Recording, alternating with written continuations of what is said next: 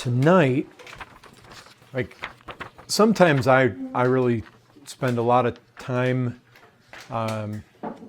well, I may spend an hour or more in the afternoon on Tuesdays over some questions that I want to address, sometimes more. I mean, thinking about anxiety attacks, that's really something that probably I've thought about more than once over the years and probably put quite a bit of energy into. And we looked at that twice just recently. But once in a while I grab some and I don't give huge amounts of thought to them. I have some ideas, but it's more so I think, okay, this is a good question just to kind of throw. Sometimes maybe in these studies you do a lot of listening. Sometimes there's more interaction. But once in a while I just want to throw a question at you and try to get a sense for your approach to questions like this, how you think, what would go through your mind. What if you were in a place where somebody was confronting you with this kind of question? And like oftentimes, I go into my APT file and I grab the one off the top. The reason I grabbed this one right off the top is because I remembered it and I thought, yeah, that's a good one. That's one I want to deal with. The reason I want to deal with this is because we've been confronted by this various times over the years. And when our church was very young and we met over on Hackberry, we actually had some people that were coming to the church that were somewhat of this mindset. And through the years, we've had to kind of deal with this.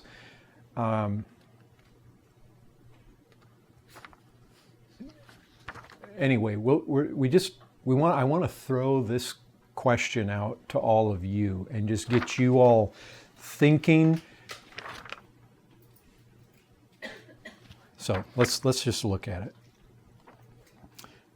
The subject line says this: is it a sin to not minister at an abortion clinic?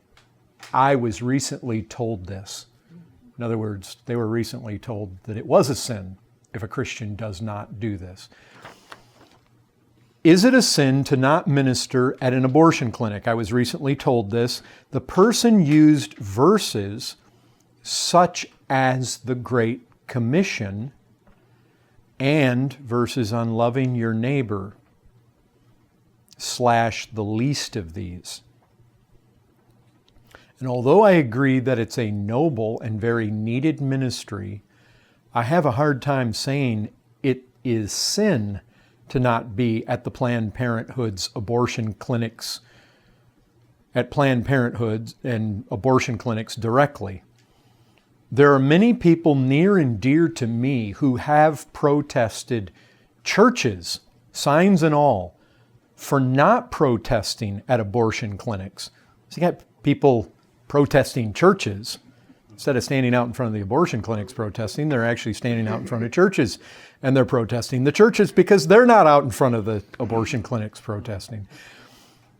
I have felt the pressure that I need to be there, but not as a calling. Rather, the pressure that if I'm not there, I may be in sin or looked down on by people who are very close to me. I know I struggle with people pleasing, and I don't want to jump into a ministry simply to please the people around me. So here's the question.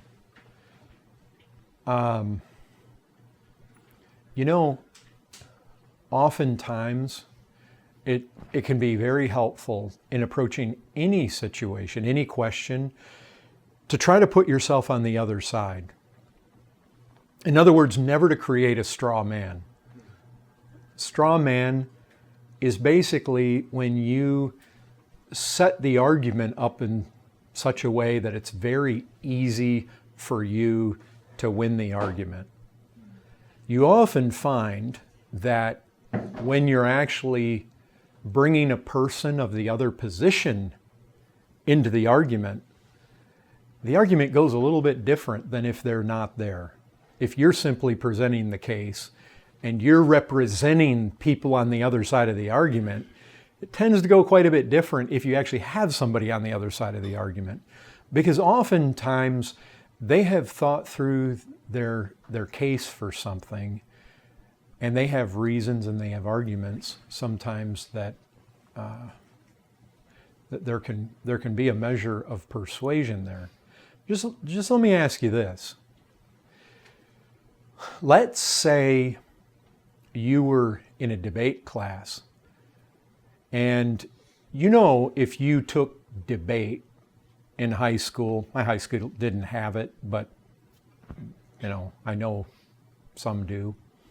If you were in a debate class in high school or in college, oftentimes when you're in a debate class, you are given a subject matter to debate, whether you agree with it or not. So what is happening is you're being put in a place. In fact, it would probably be a bit of a more of an exercise for somebody if the professor of the class or the teacher of the class knew people held a certain position and gave them the opposite position to defend in the debate. And that can be very helpful because it makes you think through where the other people are coming from rather than just to reject something and put up all your shields. You actually now have to go over on the other side and you have to really think, okay, so my job is not so much to ask myself what my conviction is on this. My assignment has been to defend this point of view. So now what you want to do is you want to think, what are all the best possible ways that we can defend this? And so let's start out not by saying, okay, I'm going to throw it in your lap to go to Scripture to help this guy and maybe refute these people who are coming after him like this, aside from any people-pleasing problems on his side. Let me be the college professor and let this be the debate class, and you guys are all the students, and I'm throwing it in your lap to debate this thing and put yourself in the place of the ones who believe it's sin to not be involved in protesting abortion clinics. And of course, here's the thing. My appeal to you is not to convince me as a man or as a citizen of the United States. Convince me as a Christian. Which means you're going to have to bring forth biblical arguments because I'm not going to buy your secular arguments. Bring forth biblical arguments and show me the best possible arguments that you could show me as to why Christians, one, just ought to be involved in abortion at all, aside from whether it really means that we ought to be out front with our signs and protesting in any certain manner. Just make a case that as Christians, we have a responsibility to be involved in this. Let's really try to think and bring forth our best possible biblical arguments. What does James 4:17 say? For those that know to do good. Now prove to me that this is actually good, though. Yeah, I mean, well, here's the thing. Prove to me that, okay, you've convinced me that we as Christians should do good. But here's the thing. Out of all the good that we can do, prove to me that's one of the good things that I should be doing. Now, you could just say, hey, good covers all good, and if it's good, it falls into that category. I would buy that. The Word of God says in Exodus 20:13, you shall not murder. You shall not murder. Okay, now if I say, but I'm not murdering, and the truth is people in our church are not murdering. I mean, we're trying to keep that law. People out there in the world, they use God's name in vain, and they're desecrating His glory all the time, and they're stealing and they're raping and they're killing and they're committing immorality of all sorts. We can't really stop the world from doing all the wickedness that they're doing. Our responsibility is to live holy in the sight of this, which really a perverse generation. We're to be lights in the midst of this perverse generation. But am I really supposed to go and try to tie their hands and chain their feet from doing evil? Is that my calling?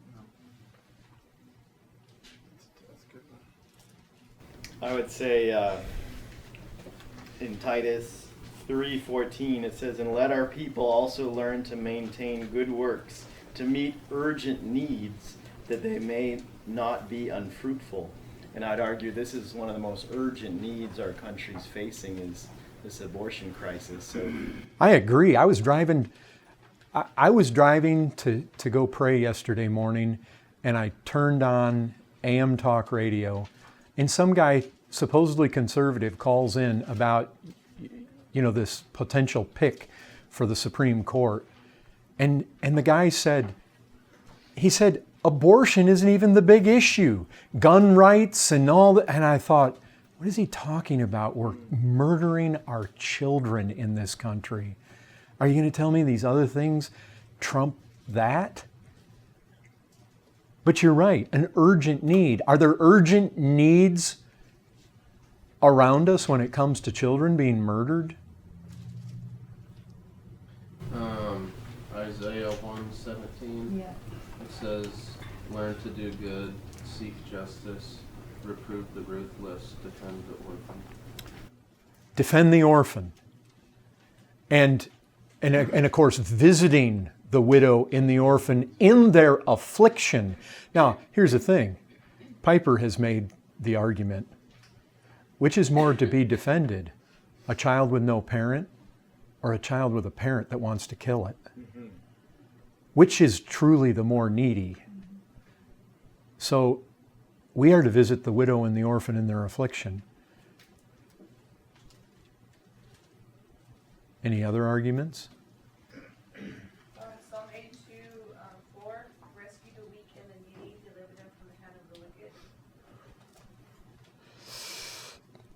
Yep. Proverbs 31:9 says, open your mouth, judge righteously, and defend the rights of the afflicted and needy. Okay, now here's a question that I would ask you. The person who wants to condemn the Christian because they're not actively involved in protesting at abortion clinics, can you, by these verses, does it naturally fall out that we should be condemning people who won't do that? See, that would be the big question in this. Because what's on the table here is, here's a guy that is having friends approach him, they're putting peer pressure on him, they're making him think that if he's not actively involved, that he's in sin. So I would ask this. Let's ask another question. Let's just think through all the possible ways that we can actively be involved in seeking to do something for these children. Because let's be honest, the person that goes down and holds up the sign out in front of Planned Parenthood, I've been there, and I've watched videos of people that do it. And you know what? Some people are very compassionate in doing it, and some of the professing Christians probably rile people up. and only antagonize people and don't save a single child. In fact, if Christians poured out an immense amount of energy, and in the course of a year, one child was prevented from being murdered, and that's all they gave themselves to, is that church being faithful to what it's called to do. What are all the possible ways that we can actually enter into this? Politics is one way. We can vote. Listen, I voted for Trump. And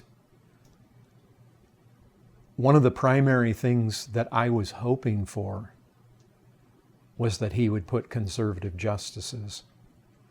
Because I think we all know that the fast track to at least the laws of our land, to just the demoralizing of the laws of this country, is happening through our judges in this land. Judges who were mainly supposed to be interpreting laws are now making laws. We have rogue judges all over this country, and basically they're doing what seems right in their own eyes. And you know, the truth is that if Trump puts younger conservative justices, I would love to see abortion become a states' rights issue, because Texas would ban it. Most of the South would ban it. We would eliminate many.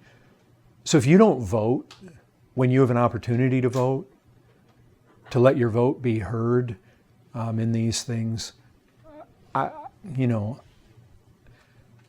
personally feel like, look, if it's a matter of going to the polling station and you can vote, I'll tell you, abortion probably guides my vote as much as anything. What else can we do? Pray. See, prayer, we don't never want to underestimate that. I mean, I'm not putting my confidence in the next Supreme Court justice. I'm just asking the Lord, please, Lord, cause this to stop. Cause men and women with reason to be in our government. Stop this. Don't underestimate prayer. If God's people, brethren, I'm afraid. I'm afraid we don't pray for our leaders like the Bible says we should. And I'm only saying that because if you ask who's guilty, I would raise my hand first. Honestly, I pray for all manner of things all the time. But if you ask me how often, I'll be honest. I prayed for Obama, but it was hard for me to pray. And I'm not a huge fan of Trump's moral life. I find myself probably more disposed to pray, but I don't pray for our governing officials. I understand that San Antonio has one of the most far left city governments in the country. If I was going to be honest, and now this is sin on my part, I believe, but I don't believe I've ever prayed for our mayor one time. I don't even know who he is. And he's supposed to be extremely liberal. I can't just chalk it up to, well, since he's liberal, he's just going to do liberal things and there's no sense praying. Scripture tells me to pray. I don't pray for our governing officials. I'm praying because I'm out of tune. I guess that's one of the things. I don't watch the news. I don't stay really connected to our politics. I just don't. I don't even know who the governor is right now. I knew it was Perry in the past, but I have no idea who it is now. Anybody know? Who is it? Greg Abbott. Greg Abbott. Yeah, see, I'm out of touch. I guess just as a pastor, I don't feel like I have the time. I don't read newspapers. I look at Drudge once in a while and maybe get the top story, sometimes the top several, but that's not even daily a lot of times. And so I know personally I am not as faithful there as I need to be. And because I'm certainly not leading the church as an example there when we have our prayer meetings. Look, I think the things we pray for are extremely important, and I think that they're probably priority importance. But that doesn't mean that we can just simply look at Scripture where it talks about prayers. By the way, does anybody know where it says we should pray for our governing authorities? I was going to ask you where that is. It's in 1 Timothy chapter 2. Why don't somebody open up and just begin reading in chapter 2, verse 1.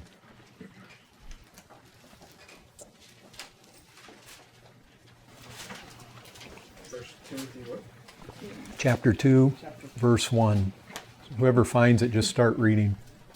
First of all, then I urge that supplications, prayers, intercessions, and thanksgivings be made for all people, for kings and all who are in high positions, that we may lead a peaceful and quiet life. Now, if you just stop right there, it's telling us to pray for them, but you know that it's interesting that the main purpose isn't so that abortion would stop. What's the main purpose? So we lead a tranquil and quiet life. Exactly. That really is Paul's focus. I heard Don Johnson preach on this one time, and he said, you know the main reason we're supposed to pray is that the government just leave us alone. But obviously in this day, the murder of our children in this country it's a big deal. If we're gonna use our voice to try to help and to save, what's something else we can do? Start a pregnancy center. See, I think personally, here's what I recognize, that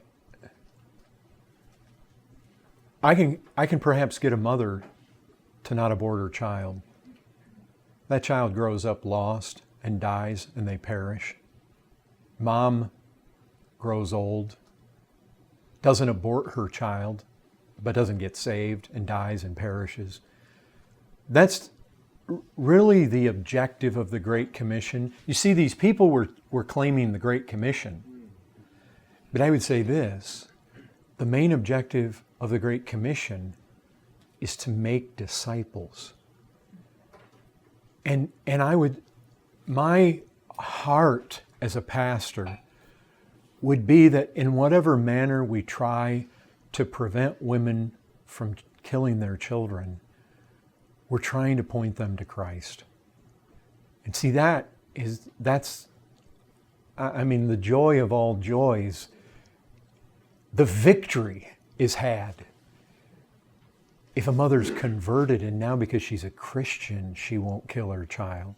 And then to have that child grow up in a Christian home with a Christian mother, that would be, in my estimation, that needs to be our goal. We need to aim high. We need to aim for the foundations of the Great Commission.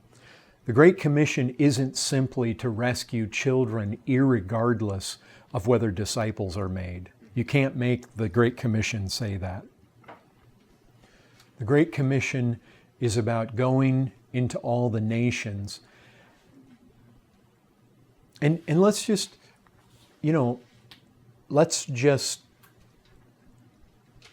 consider as well. Well, let's keep going maybe on that same note before we get off. Is there anything else we can do? Adopt.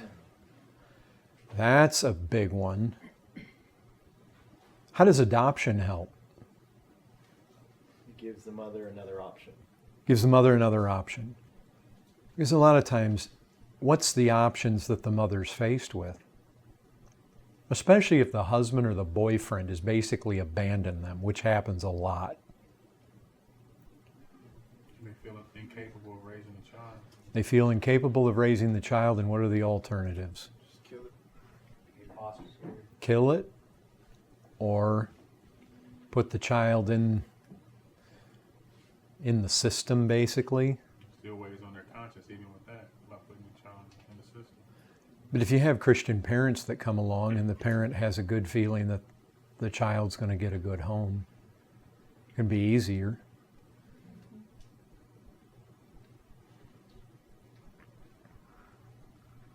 What else can we do? You could give out 180 videos from Living Waters. 180 videos. Yeah, you should check those out. Those are good.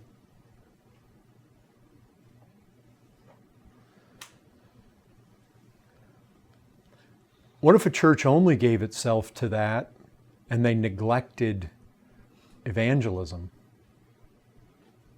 Would that be right? That'd be a greater crime.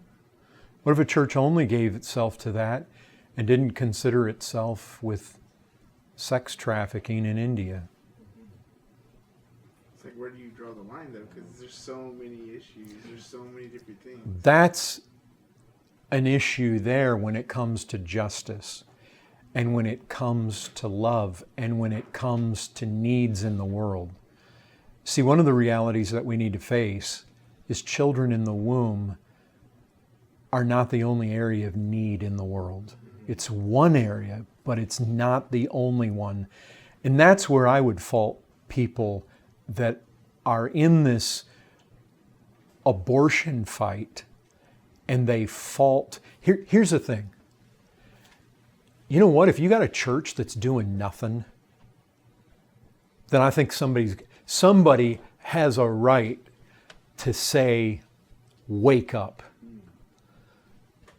But you know, if a church is involving itself to some degree in adoption, in crisis pregnancy, in prayer, in seeking to vote, perhaps sending folks to the clinics at times, handing out the 180 videos, seeking to help women who are needy, whose husbands have abandoned them or boyfriends have abandoned them, helping to give women other options. If a church is doing that, but they're also giving themselves to evangelism, they're also trying to give themselves, remember, it's not just the orphan, it's widows too. In other words, you're looking for people who don't have providers. You're looking for people who are needy in the world. If we're thinking about how to help mothers without husbands, how to school their children, how to provide for their families, if we're trying to help women who are coming off the streets or coming out of prison, if we're seeking to establish churches where people are in darkness, they've never even... John Zeitzman's finding people all the time that never even heard the name of Christ before. See, the person who is going to fault you because you don't spend your whole life in front of Planned Parenthood, but somebody could easily turn around and fault them for not spending their whole life where Christ has never been named. I mean, the truth is, most of those women that are walking into that abortion clinic have probably heard the name of Christ, and even more truth than that. Whereas there are places in the world, by the way, there are countries in the world, like in Nepal, where the abortion rate is far higher than in the United States. You know, another thing is, look, if you've ever looked into abortion and you've looked at Margaret Sanger and you've looked at where the abortion clinics are and you look at the highest percentages of abortion, this is a racial issue as much as it is anything. And I mean, to specifically be putting churches in inner cities where you're trying to reach people at that level. See, there's a number of, I guess the thing is, we are thrown out into the midst of a very needy world. And if you have a certain church, not all churches are equal. For one thing, not all individuals have the same spiritual gifts. And then there's no church that has exactly the same makeup of the gifts in each of the individuals. And so you put them all together, and so no two churches look the same. And these churches are here in the midst of this darkness. And you know, the very fact that every church is different, very likely you're going to find that every church has a different emphasis.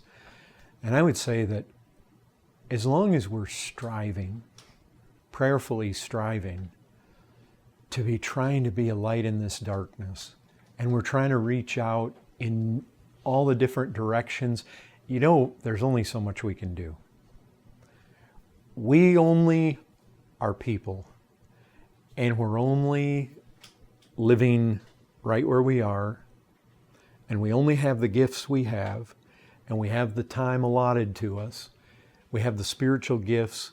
We have the financial wherewithal. We're limited people. And in our weakness, we each have to figure out, okay, what is the Lord calling me to do? And you know what? Some people in the church, if you look at the gifts, well, some people's spiritual gifts are giving. Some people, mercy. Some people, you know, the truth is, some people have better speaking gifts. There are people who can go stand in front of an abortion clinic. They're very compassionate. They can speak. They can affect people's consciences. There are other people that are just caustic. It's not their gift. They may feel like they have to be down there, but they do more damage than they do good. That's just like street preachers. Some are good. Some street preachers see conversions. Some, they're lousy. All they do, people walk by and they tell them that they just, it's like they're seeing how they can provoke people. You ever seen those guys? Yeah. So, if we really care, if we really have love, if we certainly, I think based on all the texts that you all brought up to try to convince somebody, I would never be able to tell you, oh, those texts don't apply. I think they do apply. But I think we also have to be honest that they apply to other situations than just abortion.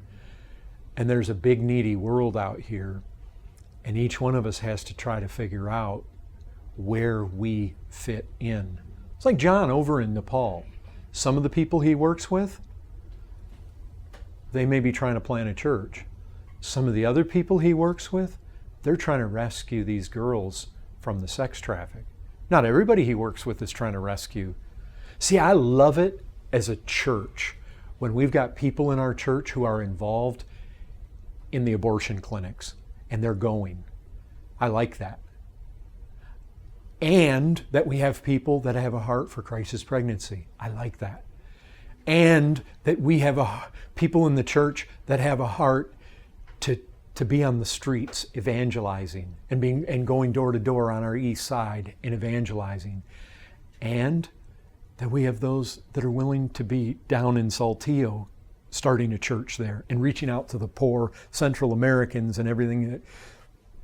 And that we have somebody like John who's willing to go try to rescue girls from the sex traffic and also try to plant a church there in Kathmandu. I like that diversity. I love it when we've got people using their gifts to do what God has burdened them to do. And I think the most healthy church is when everybody's not an eyeball.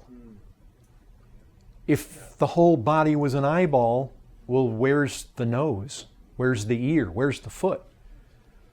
You see, when you have people that aren't condemning each other, because it can happen not just with abortion aspect, or abortion-oriented ministries.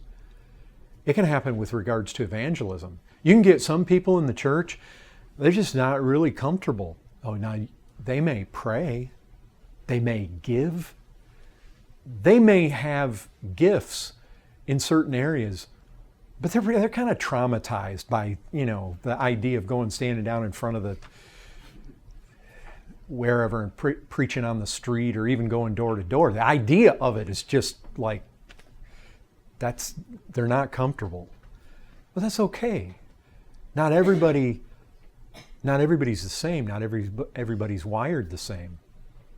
Ruby feels burdened, and she's making videos for women.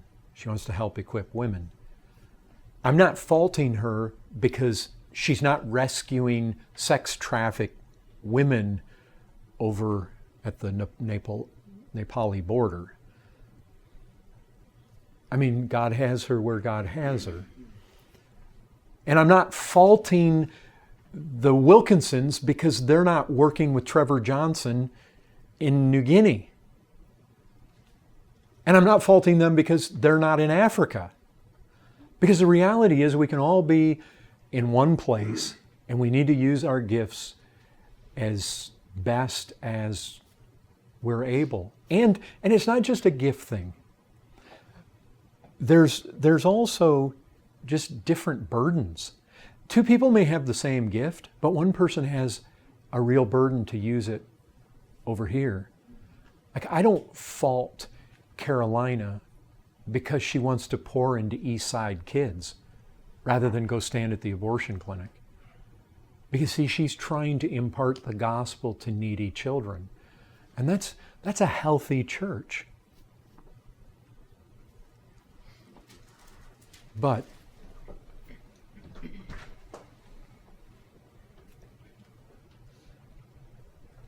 do we have a responsibility as God's people to be concerned about justice and to be watching out for the needy and to be watching out for the orphan and be watching out for those who don't have a protector? Absolutely, we should. We do have a responsibility. And so we need to be mindful of that.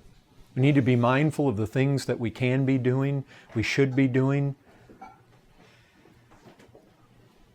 But I'm encouraged when we have a church that's doing, when we have a church that's involved in all manner of things. I love to see grassroots movements in the church where people just feel like, brother, I have a burden for this, I'd like to get involved. The Women's Grace House came from that. I had a burden for that for a long time, but it wasn't until Alex Giuffre moved here and she said, I got a burden for that too. Okay, let's do that. And I've been very thankful for those that have been interested in trying to go to the abortion clinics and those who have had a burden for starting Crisis Pregnancy Center. I would love to see that diversity, the gospel going out in all manner of different directions. Anybody else want to say anything more about that before we move on? Brother, I think you, it's like you really hit it on the head when you start saying about, it's in the sense of, because I've seen the street preaching videos too when they go to the abortion clinic, and it seems like that's what drives them, that sin, abortion, whereas they're dealing with this particular sin instead of dealing with the sin itself, the person, their soul. And I think that's a big thing, because we got to deal with these people's souls. That's what's at stake. I mean, because if we're going to go to an abortion clinic and start preaching our heads off against abortion, and we win the argument, and yet we don't win the person over to Christ, it's like, I think of what Christ says. I mean, it doesn't go in play, but don't rejoice that the spirits submit to you, but rejoice that your name's written in heaven. And it's like we're rejoicing that the argument's won, and then we can't rejoice because we didn't lead them to Christ. We're called to be the salt of the earth, and this is rottenness, of course. But well, the end of the matter is if people aren't converted, they perish. But I will say this, that if a woman is going up the stairs to abort her child, am I going to be able to preach the gospel sufficient to that girl right there in hopes that she's going to be converted by the time she puts her hand on that doorknob? If somebody's approach was, I want to appeal to this girl's conscience right now not to kill her child. If I can get her not to do that, and she'll come back out of that place not having killed the child, maybe she'll come over and talk more. Maybe there will be an opportunity to get involved in her life more. I think if I only had 15 seconds with a girl going from the car to the door, I am probably going to try to appeal to her conscience right there not to kill her child, rather than to think I'm going to impart the gospel to her sufficiently right at that point. Now the thing is, I think if we're having crisis pregnancy, you want to try to focus on the girl not killing her baby. You also want to impart the gospel. If you can get the people to, if you're actually doing the kind of ministry right there in front, you have to ask yourself, is that really the best place to preach the gospel like Matt does in the square there in Saltillo? Is that really the best place to preach the gospel? If you're going to go there and you're going to try to appeal to the girls from the vehicle to the door, if you're really wanting to preach the gospel and preach a full message and try to get a hearing, that probably isn't the place to do that. Probably the only thing you're going to effectively be able to pull off right then, in those few seconds, is, see, I'm thinking to myself, this girl's already struggling with her conscience. She already knows this is wrong. And she may not even want to do it. This may be pressure from somebody else. Oh yeah, some are cold, just cold. There's cold-blooded killers, whether they're killing their baby or killing somebody else. But my thinking is that the majority of the girls, they're already struggling with a conscience. And if I can appeal to that conscience, that's probably what I'd try to do. If I only had 15 seconds, I probably wouldn't be saying, God so loved the world that he gave his only begotten. I probably wouldn't be doing that. I'd probably be just saying, please don't kill your baby. You know it's a baby. You felt it move. I don't know what all those that are really good at this, but I know some people probably that are involved in that really have an ability to appeal to young ladies and do it with tears and do it with passion in a way that it makes it tough for that girl. Some undoubtedly are more successful. I had an occasion years back at an abortion clinic. I had already gone beyond the point where you're not supposed to go, but I was Papa, crossing the line. I was walking with this young couple and advising them, you don't want to kill the baby. There's another option. There's adoption. And you know what this young boy says? I'd never think of my son being raised by somebody else. Can you imagine what kind of mind? No, I totally imagine that. It's like if I'm not going to raise him, I'm going to kill him. Yeah, exactly. That is such. That's a mindset. But brother, you had your hand up. Yeah, if we turn to Proverbs 24:11 here, this is a call for the church. It says, rescue those who are being taken away to death. Hold back those who are stumbling to the slaughter. If you say, behold, we did not know this, does not he who weighs the heart perceive it? Does not he who keeps watch over your soul know it? And will he not repay man according to his work? I guess the thing about that text is I think if we're really wanting to do justice to it, it applies to all of mankind. All of mankind is headed to the slaughter. And the truth is, the church is the only entity upon the face of the earth that has the truth, because the Word of God has been committed to us. We are in the midst of a perishing world, and You know, I guess that's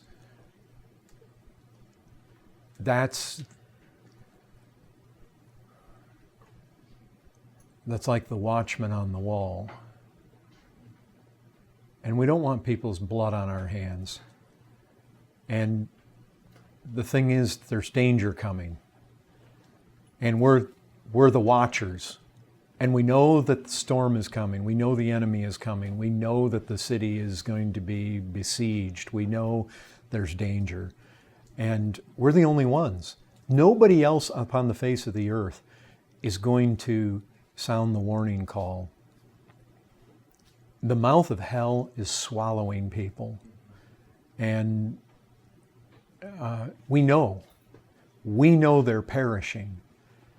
And that text, see, I think when people take that text and they automatically apply it to abortion, I think that's probably way too narrow in the application. Is it one application? Yes, undoubtedly. But I think we need to be honest with it and faithful to it, and we need to apply it across the board. But the reality is we live in the midst, literally in the midst of a world that is madly running to the pit.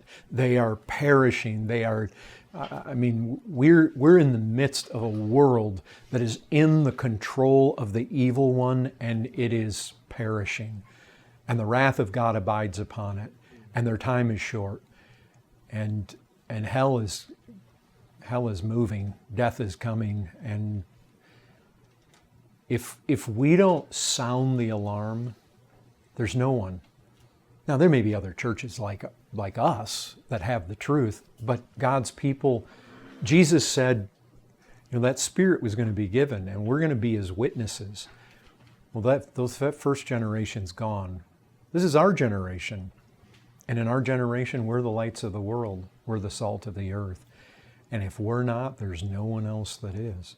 The Spirit is a spirit of missions, a spirit of evangelism. The Spirit was given, and they immediately came down from the upper room, and they went out on the street, and they began to preach, and 3,000 were saved. Before that, Peter was not so bold. What that Spirit did was filled the people of God, and they didn't all just rush to the abortion clinic. They went on the streets, and they went everywhere. Now, if we read about the early Christians, did they take it upon themselves to try to rescue children? Absolutely they did.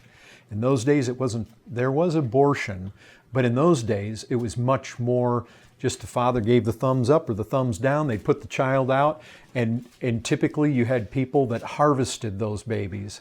And they harvested them either as servants and slaves or for the brothels. And the Christians were in competition to see who could get those kids first. So they were doing basically the same thing, just because abortion wasn't so prevalent.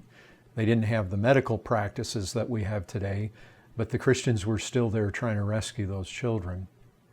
So yes, historically they've done it, but that wasn't all they did. I mean, they were trying to reach everywhere.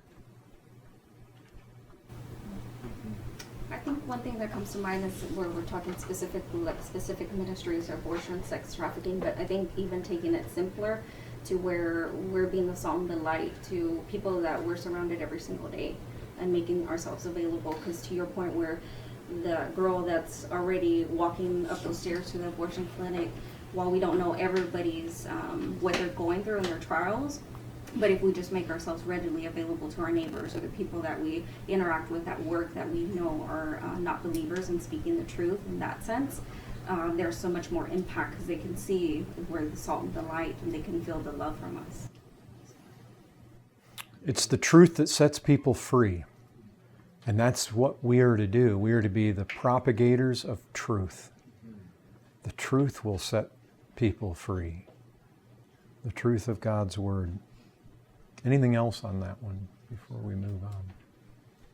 It's interesting what you just said about Paul. Like, if children were being afflicted in his day, then those people who say it's sin to not be helping the afflicted children of our generation would have to say that he was in sin, because he wasn't directly involved with that kind of ministry. He was doing something else. And if you even think about Paul's ministry, isn't it interesting at the point when he says, there's no more work for me to do there, I need to move on. Oh, wait a second. If we go back there and look where he was, well, he planted churches in a few places, but certainly there were multitudes of people that were unreached. But you see, Paul, his calling was not to reach every single person, nor to help every single child that was in need. He saw his ministry as planting churches in the major metropolitan hubs. And then he expected those churches to then carry on the work in the local and regional areas. So he saw go through the major cities, the major ports, the major highways, find these metropolitan hubs, preach the gospel there. You think about where he planted churches. He was strategic. And then he came to a place, even when every city did not have a church, he came to the place to say, there's no more room for me. I'm going to move on to virgin territories. Well, see, that was his calling. He didn't say, well, you know, you got a bunch of children there in Rome who are being thrown away, and so, you know, I got to go do that, or I'm not being faithful to my ministry. That wasn't his calling. His expectation would be, well, there's a church in Corinth. Those brethren need to now be doing what they need to do there, and their preachers need to be going out. They can be more regional in the church planting. The idea is that the faith of these churches it would be broadcast everywhere. People would be doing all manner of things and be seeking to walk in the footsteps of Christ. I mean, even Christ, you didn't see that in all of his teaching of his disciples that he was primarily telling them that they needed to rescue children. Now, he wasn't saying not to do it, but you know, when he sent out the 72, 2 by 2, what were they supposed to do? Well, not primarily rescue children. They were primarily to go out and heal and cast out demons. And they came back and they had cast out demons. And he said, don't rejoice in that. Rejoice that your names are written in heaven. And so different people have different callings. And you know, like, look, I'll tell you, there's a lot of things I desire to do, but I recognize this.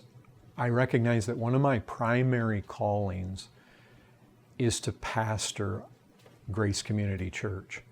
Now, and as open doors are given, I feel like being involved in other church plants and other places and trying to help. But I feel like that's my primary thing. I've had to come to realize I can't do everything. I can't be everywhere. All the things that I would like to see our church do, I can't lead in all those things. I can't be involved in all those. I just simply don't have the time.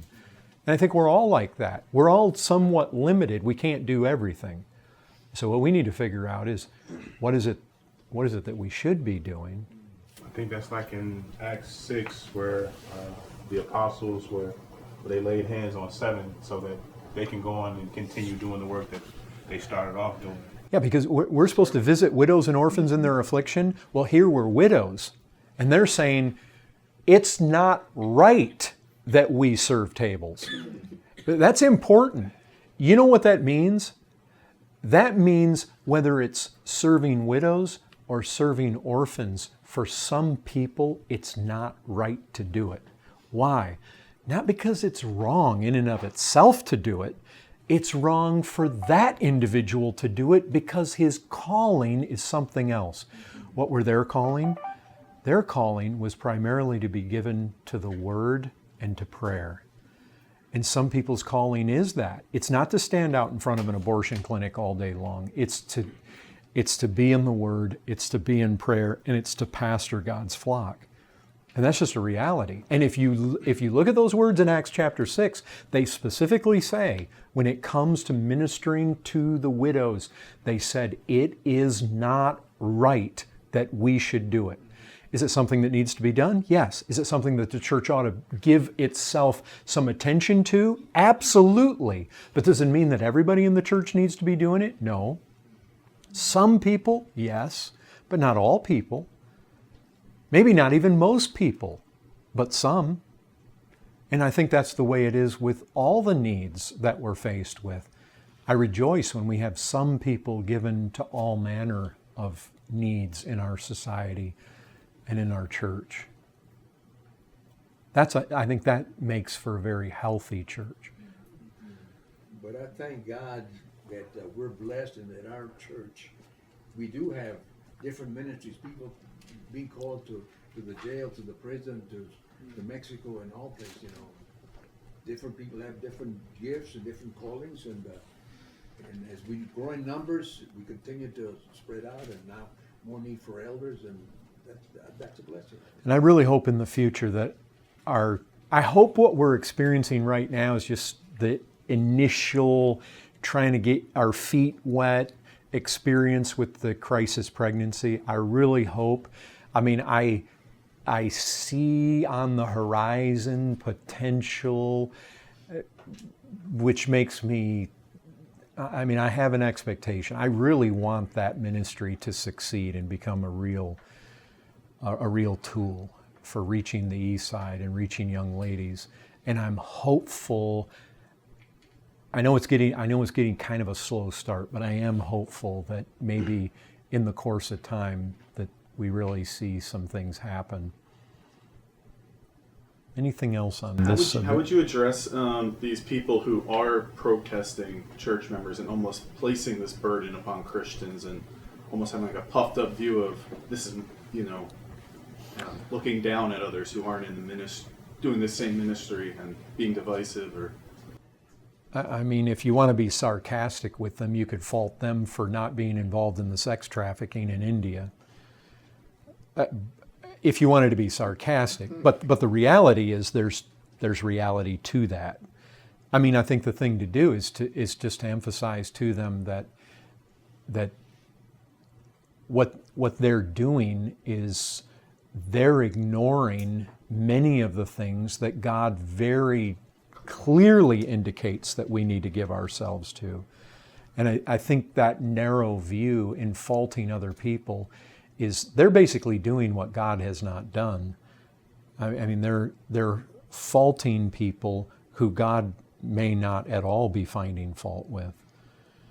I think there's a place to find fault if we have people who are professing to be Christians and are not mindful to be meeting immediate needs, people who are not mindful of justice, people who are not mindful of the widow and the orphan in their affliction. I think if we've got people who just basically camp in front of their TV all the time and play weekend Christianity, and they go to church and sing the songs, and they're just basically living normal life, and they don't really do much, and maybe at Christmas time they kick some clothes off the back end outside the Salvation Army or something. I mean, maybe there's a place to say to people like that, to seek to say, something's wrong with your Christianity. But if you've got people that are very narrow and they're condemning others, I mean, you do kind of have to remember the flavor of Romans 14, that we stand or fall before our own master. And, you're thinking, whether the issue's in Romans 14, well, you observe a day, you don't observe a day.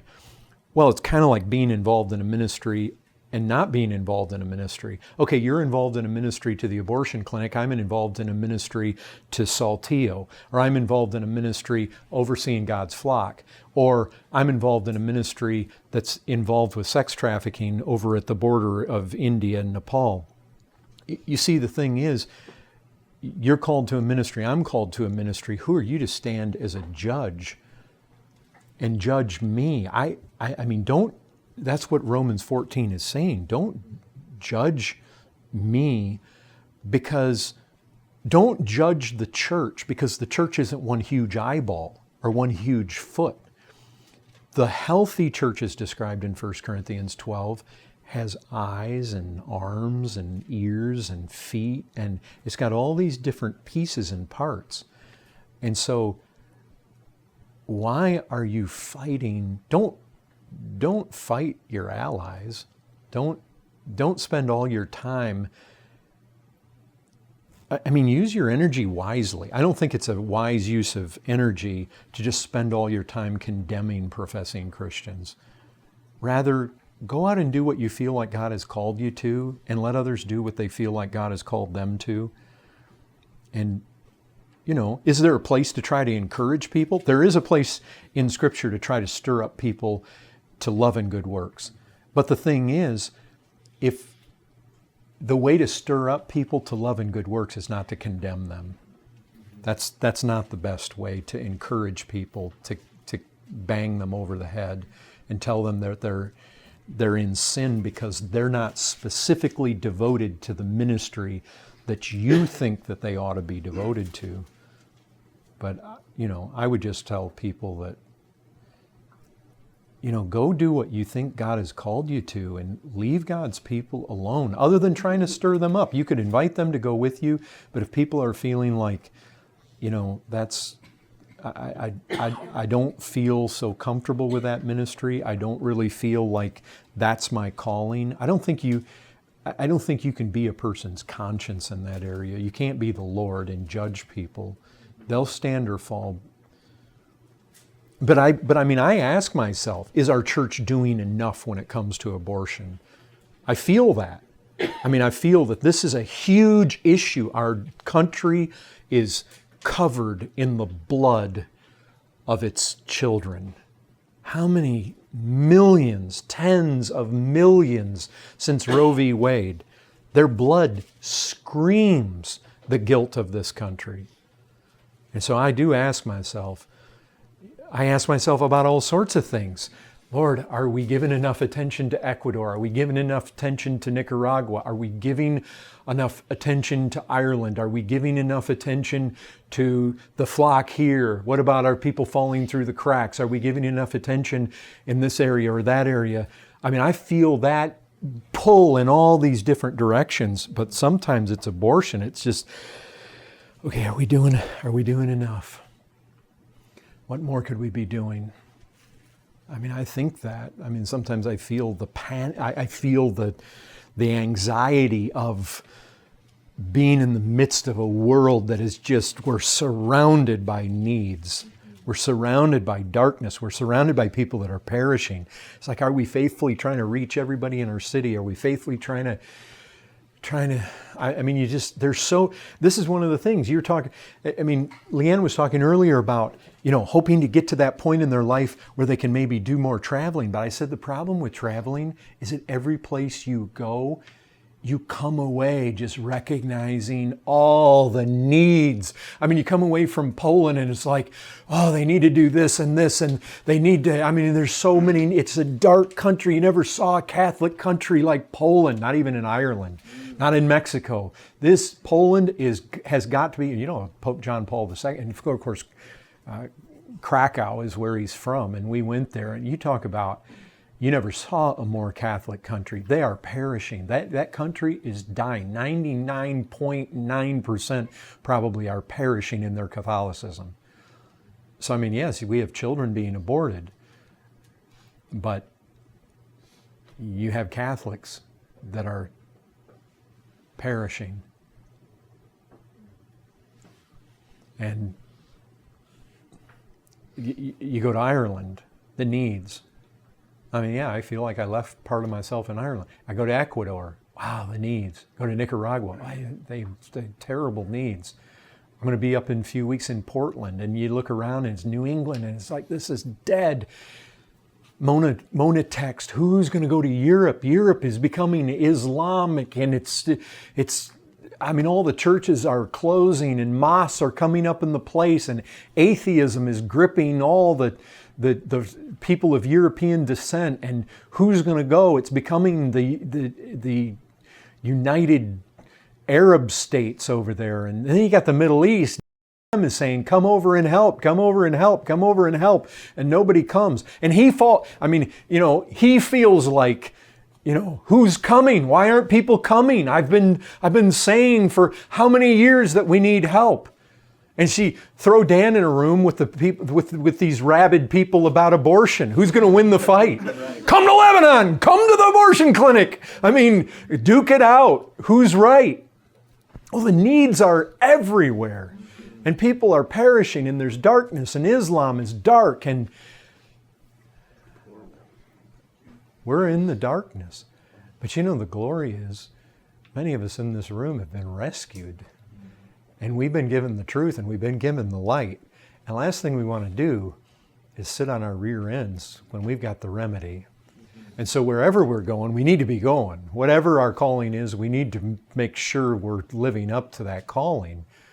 And you know what? Some people may largely stay at home on their knees. We need people like that too. Nobody should come to their door and fault them that they're not here, there, and otherwhere.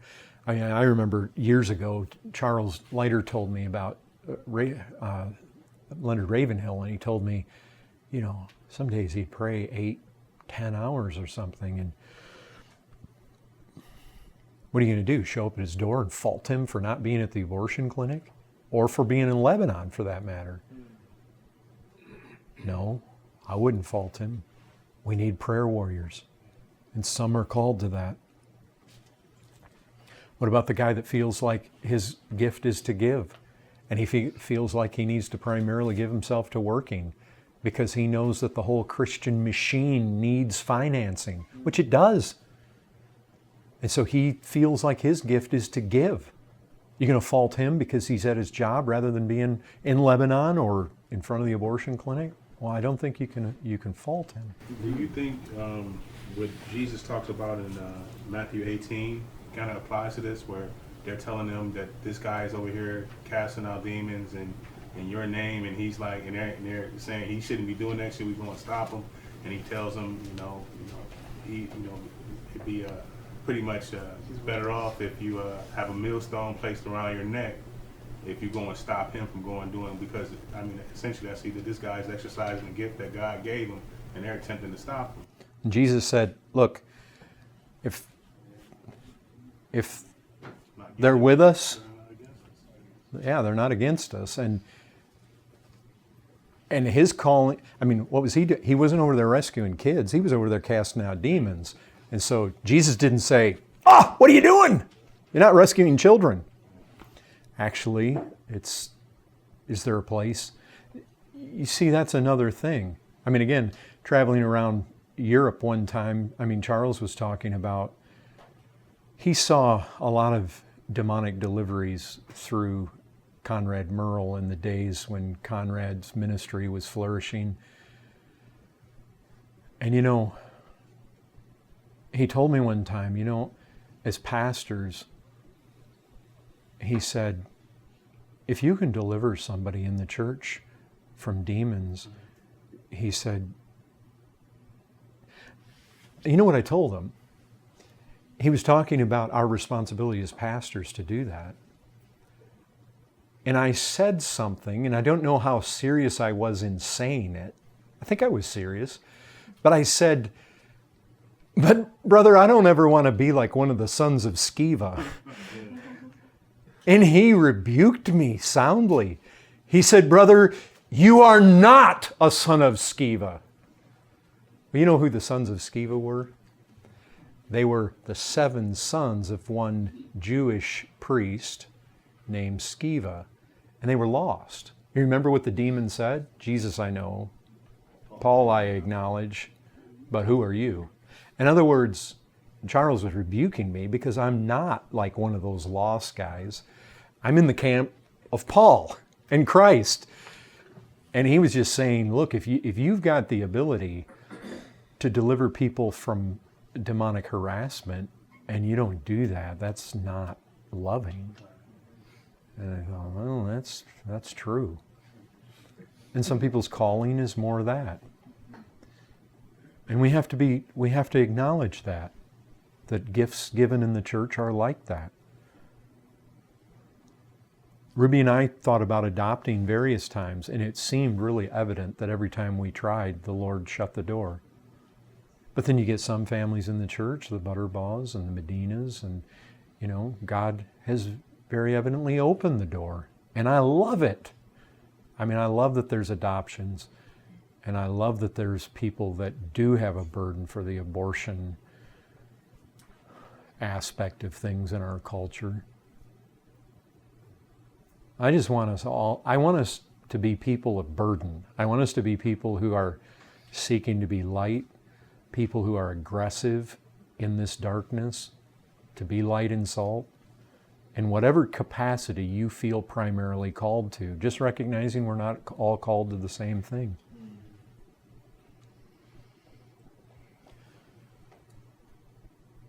What else on that topic? Since we really don't have time to go to the next one. Anything more to be said there?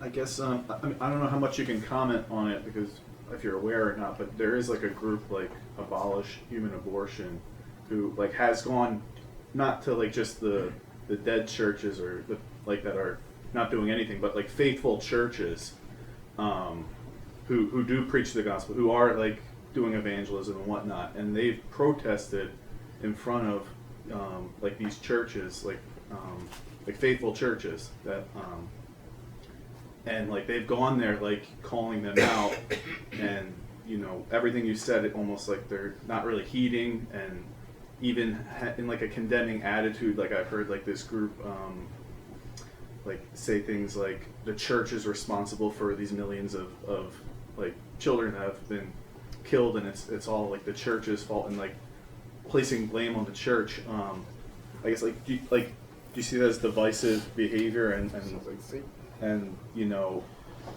like in a very condemning tone, and not heeding you know what well, they're saying? Think about, I mean, just think about it. Ask yourself this question.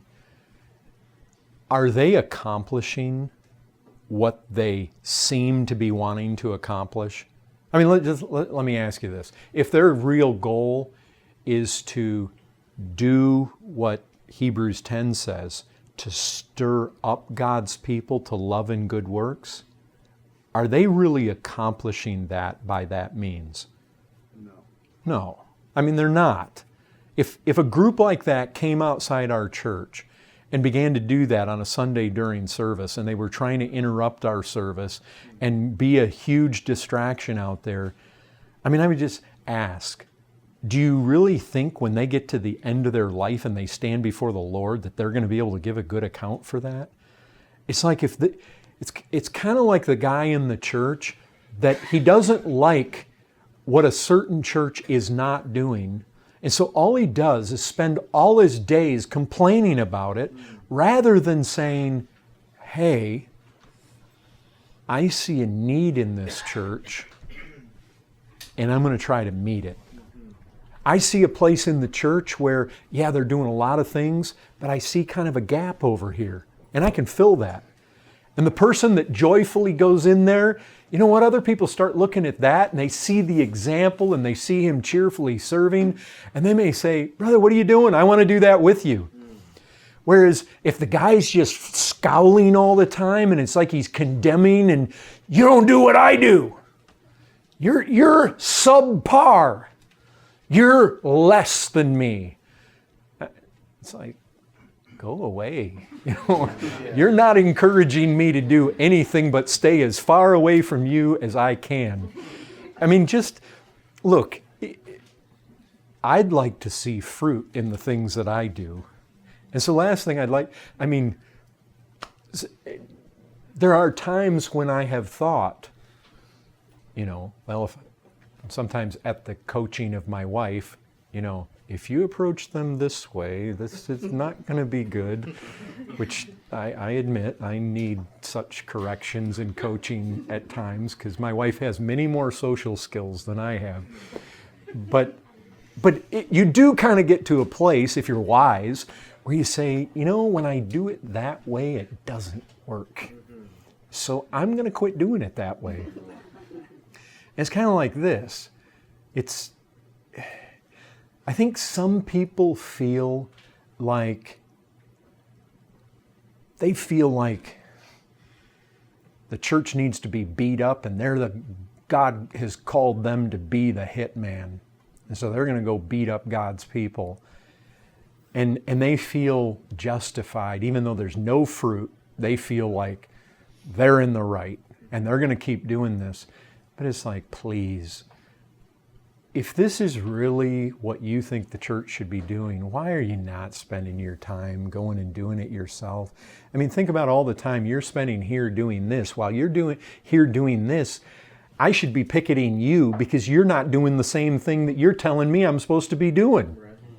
But it's like if there's a real need, go fill it and serve the Lord happily and get to the end and say, Lord, I believe you called me to do this, and I tried to do it with all the grace you gave me.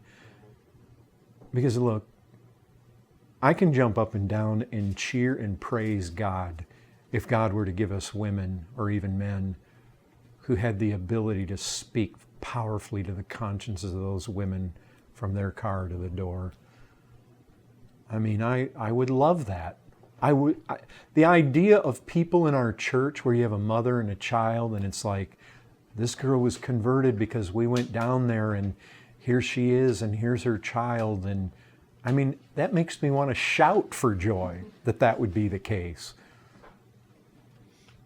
But for people to be radical, so radically convinced that the church ought to be involved in just this one thing, they're not even being faithful to Scripture. Because you can read the whole New Testament and there's no indication that that is the single thing that God has called the church to do. It just simply doesn't exist. The church's ministry is to be, it's to fulfill the Great Commission. In all the different directions and angles that takes us in.